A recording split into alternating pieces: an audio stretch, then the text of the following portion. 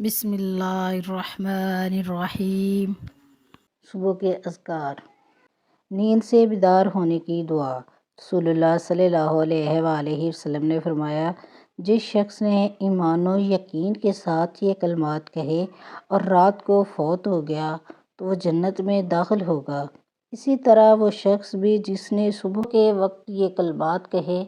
کلمات یہ ہیں: اللہم انت ربی لا الہ الا انت خلقتنی وانا عبدک وانا علی عہدک ووعدک ما استطعت اعوذ بک من شر ما صنعت ابوء لک بنعمتک علی وابوء لک بذنبی فاغفر لی فانہ لا یغفر الذنوب الا انت۔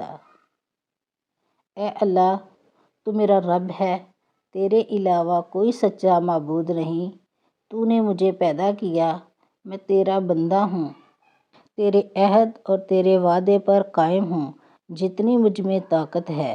جو خطا اور گناہ میں نے کیا، اس کے شر سے تیرے پناہ میں آتا ہوں۔ میں تیرے لیے اپنے اوپر تیری نعمت کا اقرار کرتا ہوں اور اپنے گناہ کا بھی اقرار کرتا ہوں، مجھے بخش دے، کیونکہ گناہوں کو تیرے علاوہ کوئی نہیں بخش سکتا۔